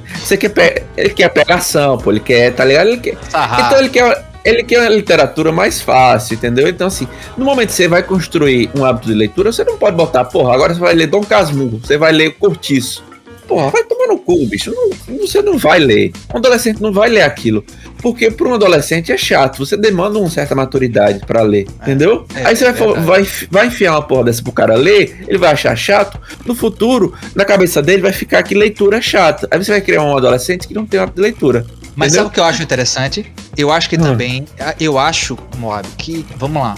Eu vou discordar um pouquinho, porque talvez seja a abordagem que é feita na escola. Porque, por exemplo, nós fomos habituados, e eu vou falar isso por mim, a gente pega um livro paradidático, você pega uma dessas obras clássicas, e aí aquilo é dito pra você, olha, lê essa obra que tal, que a gente vai fazer prova a respeito disso daí. A respeito desse livro. Eu acho que a abordagem deveria ser diferente. Poderia ser primeiro abordado o contexto histórico daquela obra para você entender aonde que aquela obra ela é inserida naquele momento daquela estrutura social, e aí você tentar trazer os elementos que você possa fazer um paralelo com a realidade. Eu acho que é aí que o negócio fica mais interessante. Eu concordo com você, mas o que é o seguinte: você tem um celular do seu lado, um celular com TikTok que você pode passar o dia inteiro vendo vídeos de 1 minuto, 10 segundos, sei lá. Você tem um livro que tem uma linguagem mais rebuscada, uma linguagem do início do século, que você demanda um trabalho, uma força mental mais forte, entendeu? Você tá disputando hoje a atenção com coisas que são muito fáceis e que dão um prazer, eu digo prazer do ponto de vista hormonal mesmo, do cérebro dá um prazer mais rápido. Você tá, entendeu? É uma dificuldade que você tá. O professor hoje tem uma luta contra as outras coisas para se combater, entendeu? Pra dividir a atenção, né? Exato. A divisão da atenção. O professor, na verdade, hoje, ele é uma luta diária entre todas essas outras coisas que tiram a atenção do aluno e o professor. Ou seja, ele tem que ser uma pessoa que atraia mais atenção do que as outras coisas. Porque assim, o que é melhor, o que dá mais prazer? Você ficar trocando mensagens, memes com seus amigos no celular, ou você ficar assistindo uma aula? É ficar no celular, pô, conversando com seus amigos. Entendeu? Essa realidade de pandemia com uma aula remota diz muito, né? Então, exatamente, essa questão. Mas é só essa criticazinha. Não é bem a crítica à literatura, é a crítica como a forma que é inserida no currículo brasileiro. Mas a literatura brasileira em si. E assim, a literatura brasileira em si, a gente tá citando os clássicos, mas tem tem muito... a literatura brasileira vai muito além disso. Tem literatura brasileira de ficção científica, de vampiro, de não sei o que são muito boas também. Não é você só até chegou a literatura citar, clássica. você recomendou, acho que algum episódio, sobre a Biblioteca do Senado, né? Exato, E lá tem um acervo muito interessante de autores e autoras, muitas autoras desconhecidas. Assim, não é uma coisa que eu botei na minha recomendação, não, mas, por exemplo, quando foi criada essa... Tem um livro da Dark Side Books, que é uma editora que eu recomendo muito, que são histórias de terror só desses autores clássicos, tipo Machado de Assis, Alice Azevedo mesmo que eu tô falando? Não sei, eu tô errando, não sei. Mas esses autores que a gente considera clássicos, que só tem esses livros, assim, que a gente estuda em escola, que esses textos muito assim, de terror, ficção científica, foram renegados porque não eram dentro dessa categoria que acreditavam que eram categorias sérias, né? Que o terror sempre foi renegado como uma categoria que não era séria. Mas é muito bom esse livro, muito excelente, eu recomendo muito bom. Esse era um livro para você botar na escola por um aluno, ser um adolescente ler. Pra ter o primeiro contato, né? Pra ter o primeiro contato. Exato. Tem história de terror, ficção científica, tá ligado? Tem histórias muito boas nesse livro. É um livro que eu recomendo muito. Assim, não é uma boa recomendação, mas é uma recomendação muito boa, esse livro. Mas é isso. É isso. Eu acho, e aí de novo, essa situação da criação da identidade nacional são esses elementos internos, elementos externos, mas um dos pontos que assim, fez a gente debater para trazer esse tema na pauta, eu acredito que seja isso também, Moab, talvez você deve compartilhar comigo esse pensamento, que a gente hoje está passando por um momento de empurrar certas características de um determinado grupo como se aquilo fosse de âmbito nacional, como a questão do Brasil acima de tudo, Deus acima de todos, né? E tudo bem, é óbvio que não tem como não considerar a influência cristã, né, na nossa formação também enquanto sociedade. A religião também é outro ponto fortíssimo. Cristã católica, né? Cristã católica, inicialmente, que brevemente eu acredito que isso os últimos censos têm mostrado, que eu acredito que a comunidade protestante vai ultrapassar, sim, a católica. Até porque isso é histórico, a participação que essas duas matrizes elas têm, né, de diferença. Só que o Brasil não é só isso. O Brasil também é o Brasil das religiões de matrizes africanas. O Brasil também é o Brasil do judaísmo, como a gente falou, como você citou aí a questão dessa migração dos povos judaicos para cá, né? Dos povos árabes para cá, que aí já também traz a questão do islamismo. Exato. Né? E quando a gente fala de Estado laico, é porque você abre uma possibilidade de abraçar todas essas outras identidades religiosas, mas que também trazem sua carga cultural, né? Então, o Estado laico não é ignorar a religião ou outra coisa, é respeitar as outras religiões. Isso, exatamente. Eu, inclusive, eu tenho uma curiosidade imensa de conhecer uma religião de matriz africana. Então, eu também tenho essa curiosidade muito grande. Eu tenho uma curiosidade de conhecer também um centro espírita, de conhecer uma mesquita. Centro espírita eu não tenho curiosidade não, velho. Não vou dizer por quê. Eu vou dizer porque, assim, sempre, eu falei, respeito todas as religiões e tal, mas assim, vamos supor que eu vou no centro espírita, tá ligado? Tá. Aí eu tô lá, aí o espírito olha assim pra mim, aí fala assim, porra, velho, gostei desse cara. Eu vou seguir ele até a casa dele, tá ligado? Tipo assim, porra, esse cara não queria saber de nada, mas agora que ele veio aqui, vou nos apresentar, né? Eu vou até a casa dele, ficar um pouquinho com ele. Porra, aí não dá, não, pra mim não. Vamos falar sobre isso depois, vamos dedicar um programa sobre essas coisas. É só brincadeira, viu, pessoal? Que se tiver alguém espiritualhando, eu respeito muito e admiro muito os espíritas que são do pessoal das religiões, principalmente desse pessoal cristão que faz muita caridade, pessoal que prega muito a caridade, faz muita caridade. E diga de passagem, são muito mais democráticos do que muita gente aí se diz, viu? Exatamente. São muito mais abertos enfim, esses intercâmbios, né, com outras religiões também. Isso pelo menos é uma visão que eu tenho, né? E é isso, porque eu cito isso porque assim, tem essas tradições, né? Que essas influências religiosas vão passando e aí dão essa impressão de que é uma unanimidade. E não é. Então assim, quando a gente fala da miscigenação e tenta passar isso como um ponto positivo, né?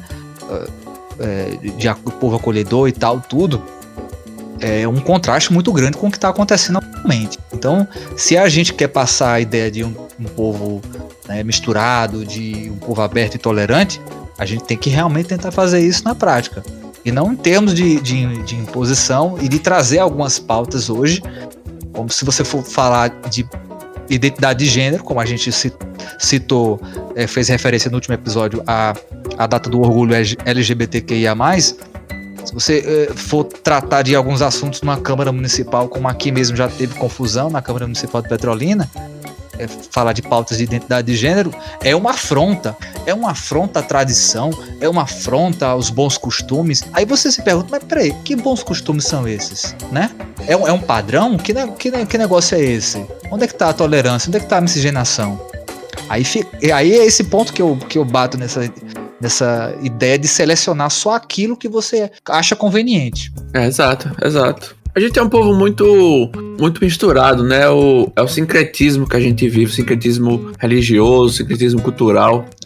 Assim, eu acho que o que a gente tá meio que concluindo, ou não, é que a nossa identidade nacional é que a gente não tem identidade nacional. Isso eu não falo no sentido ruim, não, eu falo no sentido bom, entendeu?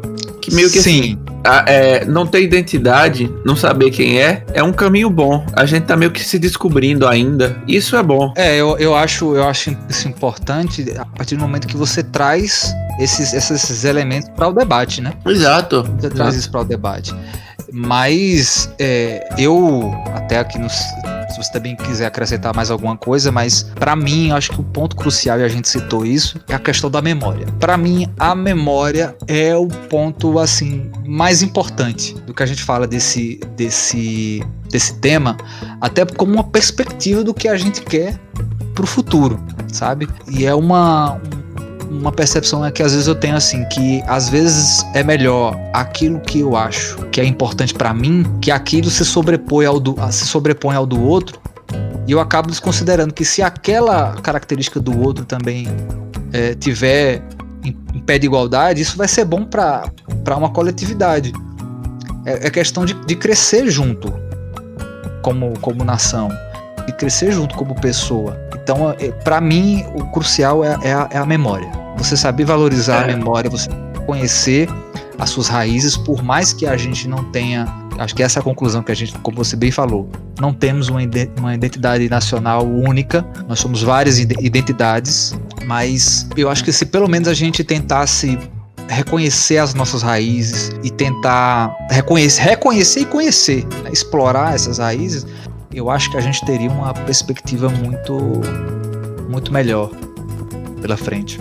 Eu acho que, assim, toda a nossa história que a gente passou, assim, bem superficialmente, a gente tem uma sorte de poder dizer que qualquer pessoa que quiser pisar nesse país e dizer que é brasileiro, pode dizer que a gente aceita. Você não precisa ter uma cor, um cabelo, falar uma língua. Só precisa se sentir brasileiro que você é brasileiro. Mas você precisa lembrar de todas as pessoas que, como você falou, de todas as pessoas que passaram aqui, que morreram aqui, e que a gente tem uma história, infelizmente, triste, né? Em muitos momentos. É isso. Não dá pra simplesmente passar a ideia de um povo acolhedor, pacífico, de um povo... Quando, na verdade, a nossa história diz totalmente o contrário. E hoje tudo isso está se revelando. A gente pega aí, por exemplo, isso é outro ponto também que depois a gente pode refletir, se a gente for falar, por exemplo, de programas sensacionalistas, programas policiais. Esse caso do Lázaro mesmo, se você pegar a audiência dessas emissoras que focaram na história, é um absurdo, pô, de tanta atenção que foi dada, porque é isso, a violência alimenta o íntimo das pessoas, porque nós fomos forjados sobre a violência. que nós fomos forjados sobre... Não foi sobre a violência, não. Acho que só foi sobre os maltratos.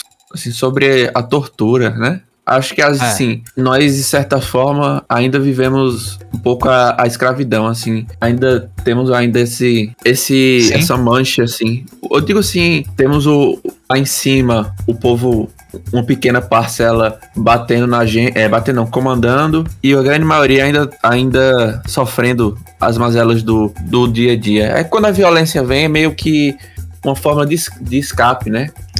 Do povo pra essa... Eu acho assim, não sei se... É foda porque normalmente eu sou o pessimista eu sou o pessimista do episódio, né? Do podcast.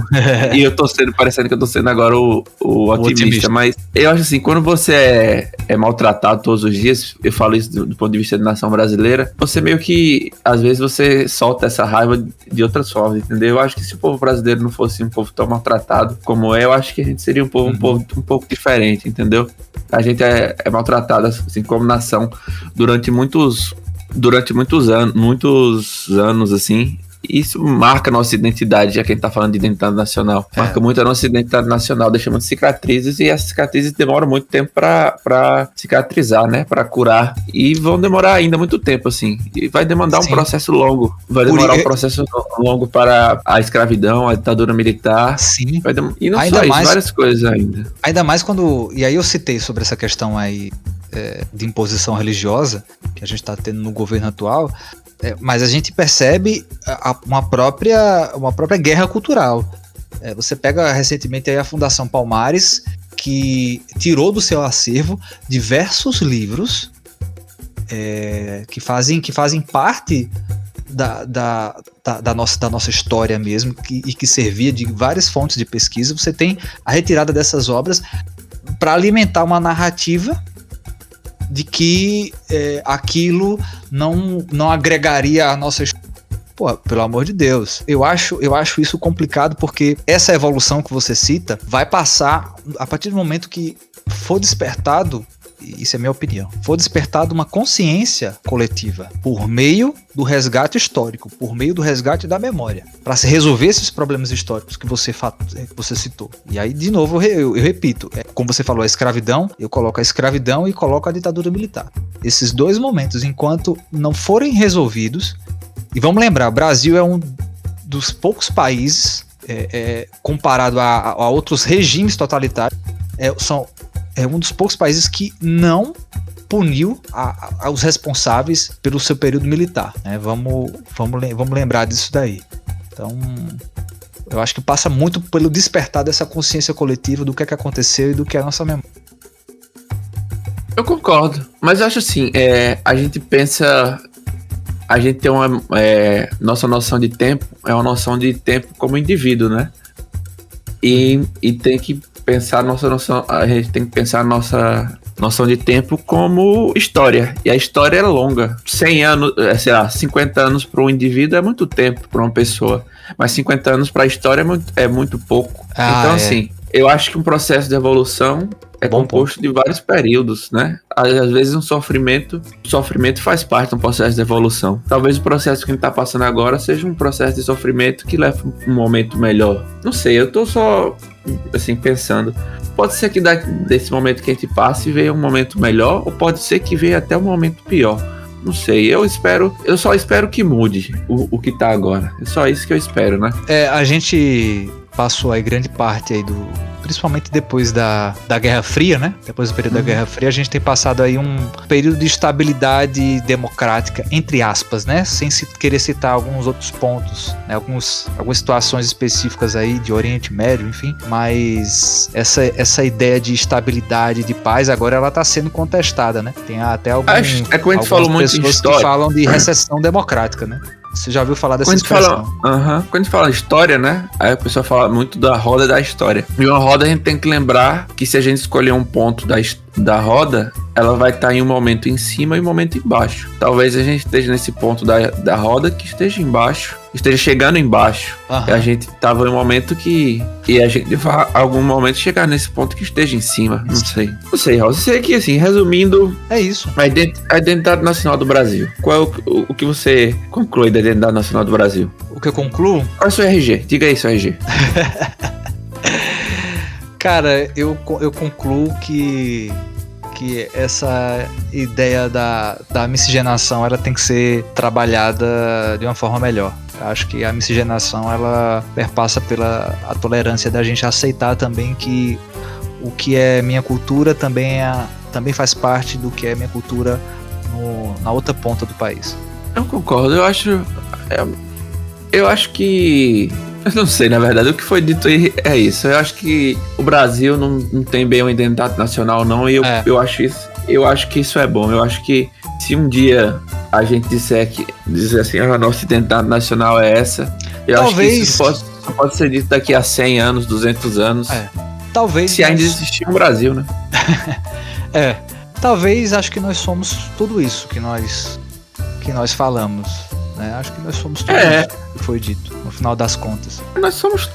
A identidade nacional do Brasil é isso. A gente é tudo. A gente é loucura, é samba, futebol, é pagode, é axé, é cangaceiro. É forró. É forró, é sambista, é gaúcho, é churrasco, é cuscuz, é peixe, é índio, é norte, nordeste, pão de queijo. Tô ficando com fome. É verdade. É feijoada.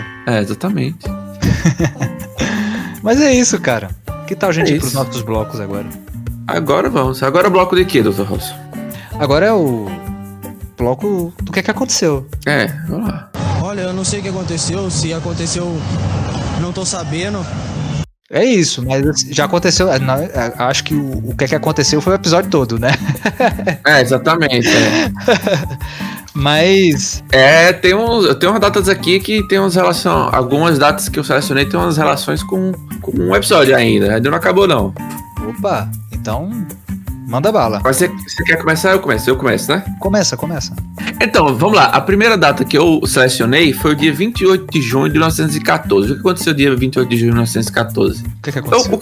O que aconteceu foi o assassinato do arquiduque Francisco Ferdinando da Áustria-Hungria e sua esposa Sofia. O que foi que isso causou, Dr. Robson? O que causou isso foi o estopim para o início da Primeira Guerra Mundial, eu citei no episódio. Exato. Na verdade, assim, a Primeira Guerra Mundial teve vários fatores que contribuíram para o acontecimento dela, mas isso é o fato mais simbólico que dizem que causou, né, a Primeira Guerra Mundial. Por isso que eu achei importante mencionar esse fato. Você já tinha na época uma grande acentuação ali dos conflitos ali. Assim, a Primeira Guerra Mundial, pátrias, na verdade, foi uma grande guerra de irmãos, na verdade. Porque se você for estudar bem, foi uma grande guerra de vários irmãos que brigaram e tal. Foi, como eu falei também no episódio, era considerada a grande guerra que ia acabar com todas as guerras, que descobriram, na verdade, que foi a Primeira Guerra Mundial, né? Na época era a Grande Guerra. Mas é isso que eu queria mencionar, que eu achei importante, que foi a Primeira Guerra Mundial, né? Primeira Grande Guerra Mundial, esse fato marcante, que foi essa guerra aí que iniciou, pode-se dizer que iniciou o século XX, né? Também... até essa questão que envolve um pouco do que a gente falou, dessa questão de divisas, porque também né? é grande influência do que estava em disputa na época, né? A questão das colônias, né? E depois dessa guerra, também muitos países deixaram de ser imperialistas e viraram repúblicas, separaram, viraram dois países, viraram vários países, várias guerras civis começaram. Exato. Várias coisas aconteceram. Por exemplo, o Império Austro-Húngria acabou. Um virou a Áustria, outro virou a Hungria. Várias coisas aconteceram no final dessa Primeira Guerra Mundial.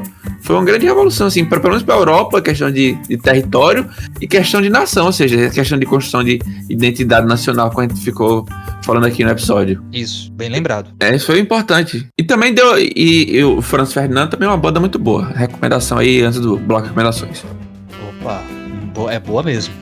Muito boa. Outro dado importante, que também tem um pouco a ver com o episódio, foi o dia 28 de junho de 1712. Quem nasceu em 28 de junho de 1712, Dr. Robson? Repete a data? 28 de junho de 1712. 1712. Pô, cara. Isso. Não sei. Jean-Jacques Rousseau. Opa! Olha só. Eu achei importante citar Jean-Jacques Rousseau porque ele é um filósofo de extrema importância, não só para o direito, com a gente aqui tem um pouco de influência aqui do direito, mas para a educação também, e principalmente para a revolução, para o iluminismo e para a revolução francesa, né? Que a revolução francesa foi essa revolução que tomou o mundo na época que aconteceu, que deu origem a outras revoluções, com a própria Revolução Americana, que trouxe essa ideia de liberdade, igualdade, fraternidade, né? Que influenciou o mundo todo. E a principal obra do Jacques Rousseau é o Contrato Social, né? Contrato Social. Muito bem lembrado. Porque assim, a obra de Rousseau, fazendo um resumo, né? Que esse episódio está sendo um episódio de resumo, é basicamente ele diz que o homem é bom por natureza e a sociedade é o que corrompe, né? Que o homem ele é bom e as circunstâncias sociais são que na verdade é o que corrompe. Um fato curioso também para mencionar que para a educação ele é extremamente importante, que ele foi um dos pilares para a construção da base da educação, dos fundamentos da educação, do que viria a ser a construção da educação, e que ao longo do tempo foi sendo aperfeiçoado para o que vai ser hoje a educação moderna, né? Que vieram outros pensadores ao longo do tempo. Eu achei importante essa menção aí, porque ele é um filósofo muito importante, e é isso. E outro que eu marquei, só uma pequena parte aqui. Eu marquei várias datas, foram várias datas aqui, eu tive que excluir um monte aqui, mas foram muitas pessoas importantes que nasceram nesse período aqui desse episódio passado. Eu tive que escolher várias, mas sim. Vamos lá. Mas dia 28 de junho também, de 1945, nasceu uma pessoa muito importante aqui no Brasil, que falando em identidade nacional, ele grande artista que influenciou muito a identidade nacional brasileira. Sabe quem foi, Robson, que nasceu dia 28 de junho de 1945? Quem nasceu? Nasceu o cantor e compositor brasileiro Raul Seixas. Caralho, boa! Raul Seixas. Que Raul Seixas é o maluco beleza, né? Esse cantor aí, compositor genial aí, que tem músicas geniais. Metamorfose ambulante. Exato. Que assim, vai ser uma recomendação do bloco de recomendações, mas só citei aí o nascimento dele pra data aí, mas é uma recomendação aí que eu vou dizer do bloco de recomendação. E o de 28 de junho também, do ponto de vista católico, é o dia do Santo Irineu de Lyon. Por que eu citei o Santo Irineu de Lyon, Robson? Por um motivo só, pra botar o meme só, mas só isso, valeu. Irineu, você não sabe nem eu. Irineu! Exatamente. Boa. Só.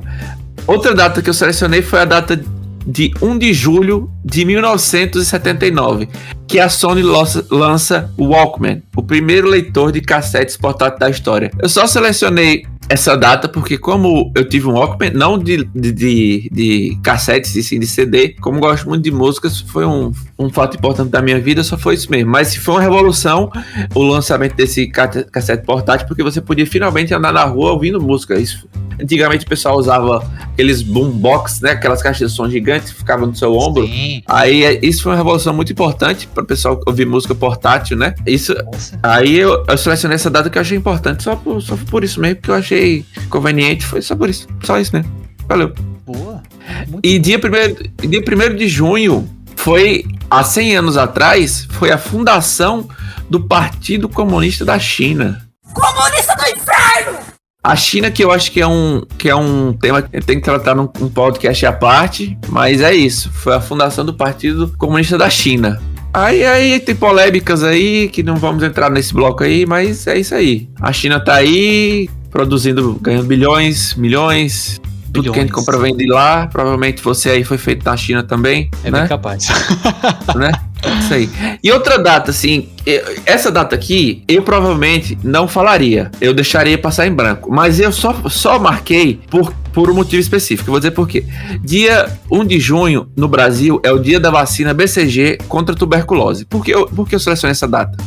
Eu deixaria passar ela, mas como a gente vive num momento que tem gente que não acredita em vacina, ou que tá virando sommelier de vacina, que tá escolhendo a vacina que tomar, eu resolvi marcar essa data assim, porque o pessoal parece agora que, porra, não, vou tomar vacina, vou escolher que vacina tomar. Eu só queria mandar um recadinho pra essa galera pra ir tomar meio do seu cu. Caralho! Se esse merda tivesse aqui na frente agora, na moral, ia ganhar um suco dentro da boca pra arrebentar esses dentes todos, seu engraçadinho de merda. Entendeu? É só isso. Boa. Obrigado. É só isso mesmo. É isso mesmo. Valeu. Aí, eu marquei também. Eu marquei que data pra caralho, mas já vai outra. Data 3 de junho de 1883. Nasceu o escritor. Junho ou julho? Julho. Foi mal, de julho. Nasceu o escritor tcheco Franz Kafka. Caralho, esse episódio tá sensacional. Que Né? referência, Então, hein? Kafka é essencial pra qualquer Exato. de direito. E uma coisa interessante que eu tava pesquisando, eu fiz na minha pesquisa de Kafka, que ele, assim, durante a vida dele, a maior parte da população de Praga, né, onde ele nasceu, falava tcheco, e a divisão lá era entre falantes de tcheco e alemão, e ambos os grupos estavam tentando fortalecer a sua identidade nacional. Olha aí a coincidência. Caralho, velho. Olha aí. Então, mas Franz Kafka, ele é genial. Eu recomendo todos os livros dele, assim. O primeiro livro que eu li dele, na verdade, foi O Processo, que eu li na faculdade, que eu recomendo, que é a história de um... Eu esqueci o nome do personagem principal, mas ele acorda e tá sendo processado sem saber por quê, que é num... os livros deles, realmente, eles repetem temas de arquétipos e alienação, brutalidade física e psicológica, conflitos, essas questões assim. Tanto que quando uma pessoa tem algum tema assim que trata de questões de loucuras e alucinações, eles têm muito uso do termo kafkaniano. Sim, bem lembrado. Mas recomendo, se você quiser só ler um livro dele, recomendo o livro A Metamorfose, que é muito bom, que é um livro clássico, tem várias edições, tem edições até mais caras, mais baratas, recomendo. Acho que na internet deve se encontrar também de graça para ler no digital, assim, de forma legal, tô falando, deve ter, mas é muito bom o livro do Kafka. Carta ao Pai também é muito bom, todos os livros do Kafka são bons, mas é isso. E esse aqui, Robson, é para você especialmente. Dia 3 de julho de 1955, nasceu o cantor e compositor Edson Gomes.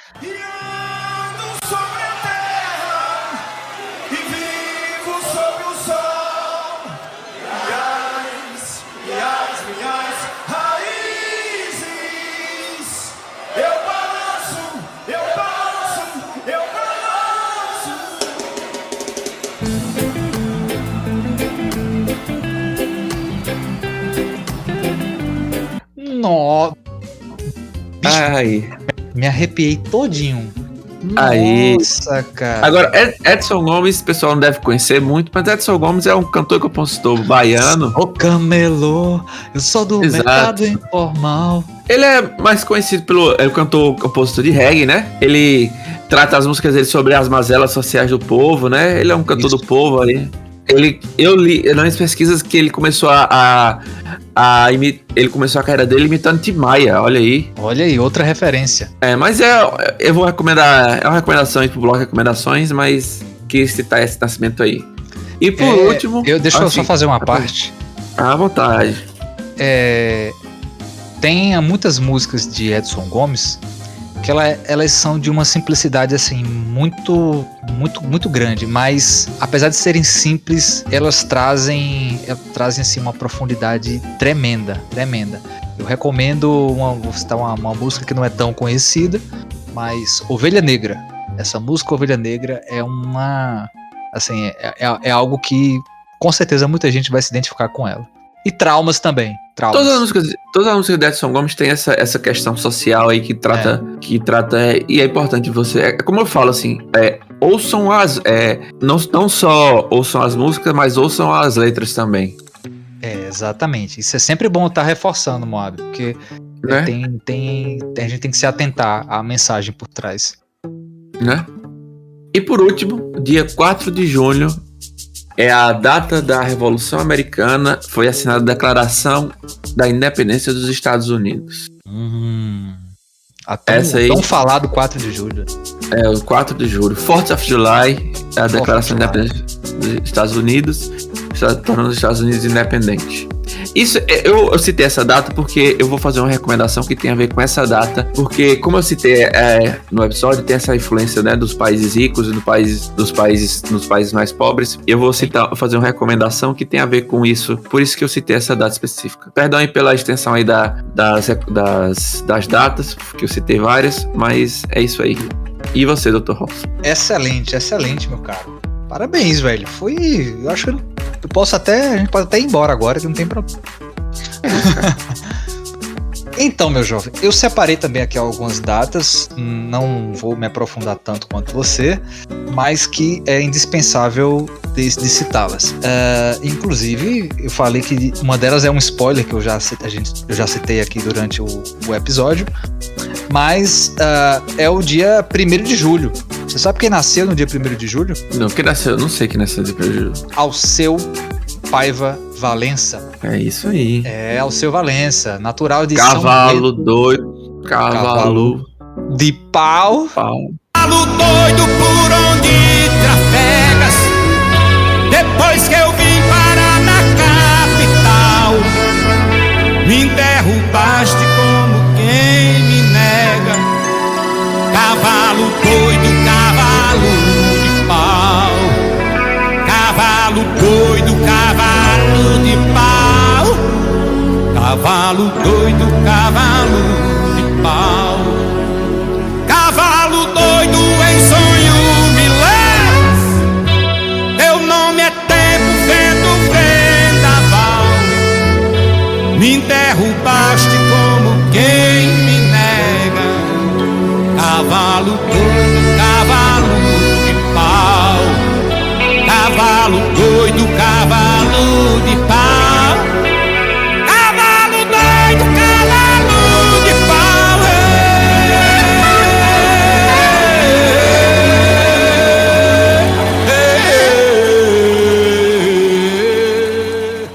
Exatamente.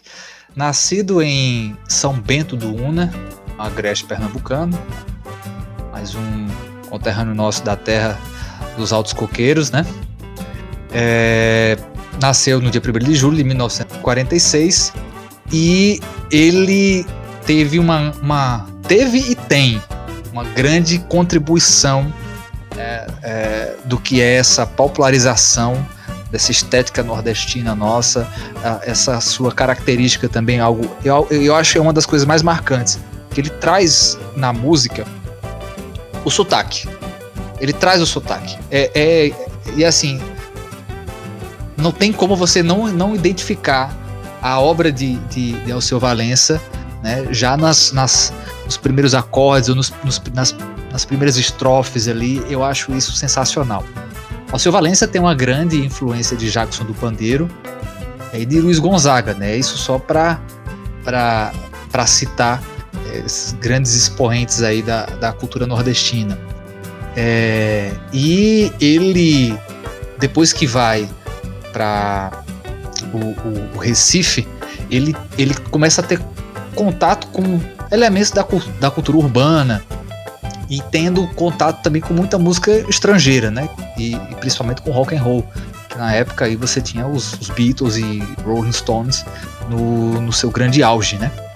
E ele morou durante um período nos Estados Unidos, estudou nos Estados Unidos, ele é formado em Direito também, como nós, olha só. E ele, lá nos Estados Unidos, ele também teve muito dessa influência da música, né, norte-americana, a música inglesa também, e trouxe vários elementos. Ao ter contato com a música, ele começou a fazer um link aí com os ritmos mais tradicionais do Nordeste e esses outros elementos do rock, elementos do reggae também, até o ponto de Luiz Gonzaga, uma vez num show dele, ter dito que Alceu Valença, a música de Alceu Valença, parecia uma banda de pífano elétrico. Eu achei isso sensacional quando eu vi uma das entrevistas do Alceu Valença falando sobre isso, porque quando você vai prestar atenção, realmente é um negócio muito doido. Ele pega ali elemento do forró, elemento do maracatu, ele pega um pouco do reggae, ele pega o rock Então, se você pegar o Cavalo de Pau, por exemplo, é um exemplo dessas misturas. Você tem La Belle de Joux, que é uma obra-prima, né, do Alceu Valença, só para a gente ficar aí entre algumas das citações dele. E aqui já é a minha própria recomendação também. Ouçam todos os discos, ouçam os discos por completo, não só as músicas. E prestem também, quando a gente fala novamente aqui, para prestar atenção nas letras, porque cada música de Alceu Valença, não todas, claro, mas grande parte delas conta alguma história que ele vivenciou. Então, na internet é bem fácil de você encontrar as explicações que o próprio Alceu Valença dá às suas letras. Então, essa é uma referência que eu queria fazer do dia 1º de julho. Outra data também, na verdade é a mesma data, é 1º de julho, mas é também um marco de um outro acontecimento, Moab. Você sabe o que é que teve também nesse dia? Não, o que é que teve? No dia 1º de julho, na Jamaica, foi um dia em que Winnie Mandela e o seu marido, Nelson Mandela, visitaram o país caribenho logo após a libertação de Nelson Mandela da prisão. E devido a essa visita na Jamaica, e inclusive aqui é até um ponto que a gente precisa destacar, é que a Jamaica foi escolhido como um dos primeiros países a ser visitado por Mandela, por ser o berço do reggae. E o reggae é um ritmo que conta muito sobre a história do povo oprimido, do povo negro, e sempre mostrar a força, né, da cultura africana, e tentar sempre trazer com que o negro valorize as suas raízes africanas. E por conta disso, esse foi o destino escolhido pelo casal para fazer uma das suas primeiras visitas internacionais logo após a prisão de Nelson Mandela. Por conta disso, na Jamaica, foi reconhecido o dia 1º de julho como o dia... Isso foi em 1º de julho de 1994, foi o primeiro dia dedicado a comemorar o Dia Internacional do Reggae. E a visita foi no dia 1º de julho de 1991. Então essa é uma data que eu gostaria de destacar, eu como amante do reggae. Muito bem. Obrigado. E mais uma outra data que eu separei aqui também, que eu já peço desculpas por não ter me aprofundado tanto nessa pesquisa. Dia 2 de julho, que marca a independência da Bahia, meu caro. Você sabia disso? Sabia, mas continua aí, Robson. É isso, meu jovem. A independência da Bahia, ficou conhecido esse movimento, ela foi iniciada em 19 de fevereiro de 1922, mas só teve o seu desfecho no dia 2 de julho de 1823, né? Aí praticamente um ano após a independência do Brasil. Era também um movimento motivado pelo sentimento federalista, né, da época, um movimento de emancipação do povo baiano e de inserção daquelas províncias ali na unidade nacional brasileira, né? Que contribuiu também para que ocorresse um movimento mais favorável para a independência do Brasil, né? E aí eu gostaria de destacar principalmente algumas das revoltas, né, que foram inspiradoras desse movimento, que foram a Convenção de Beberibe e as reações também do Dia do Fico, e que posteriormente a própria emancipação, digamos assim, da Bahia enquanto unidade da federação, que veio a ser, né, posteriormente, né, serviu aí dessa inspiração até para a República, o movimento de proclamação da República do Brasil. E é isso. É isso. Boas datas, boas lembranças aí. E agora vamos para o nosso bloco de quê? De recomendo ações. E aí, o que você tem de recomendação? Você quer começar ou eu começo? Começa a gente fazer o beleza. Bate e volta. Pronto. Eu vou relembrar aí o bloco anterior e vou recomendar primeiramente Raul Seixas, né, que eu falei do nascimento dele. Posso recomendar o quê? Recomendar os álbuns dele, né? Raul Seixas, Panela do Diabo, Rabbit César, as músicas dele, Metamorfose Ambulante, Ouro de Tolo, Mosca na Sopa. Porra, Raul Seixas é foda. Porra, é foda. Outra coisa, você falou de Raul Seixas, vamos lembrar também que Paulo Coelho, as obras dele também tem muita referência. Sim, porque é contemporâneo dele, né? E foi grande amigo. É isso, e gravaram muitas músicas juntos. Muitas músicas de Raul Seixas são coautoria com Paulo Coelho, né? Exatamente. Mas é isso, eu recomendo Raul Seixas. Eu ia falar Paulo Seixas, eu ia falar. Eu recomendo a discografia dele de Raul Seixas. Guita, há 10 mil anos atrás, O Dia que a Terra Parou. Boa. O Dia que a Terra Parou, eu acho que foi assim, é um retrato do que foi ali os primeiros meses da pandemia. É isso. E novamente, ouça as letras. Isso. Né? E o seu contexto. Exatamente. Outra reclamação vai ser Edson Gomes. Tá lá no Spotify. Assim, Edson Gomes, preciso segurar essa onda. Exatamente. O que quer me afogar? Era pra você completar. Vai ficar bonito. Perdão. Assim, eu recomendo que você ouça Edson Gomes ao vivo em Salvador. É um bom CD pra você que nunca ouviu e quer começar a ouvir Edson Gomes, Edson Gomes em Salvador. Exatamente. Muito bom. E agora vem minha recomendação com base do que eu falei do 4 de julho, da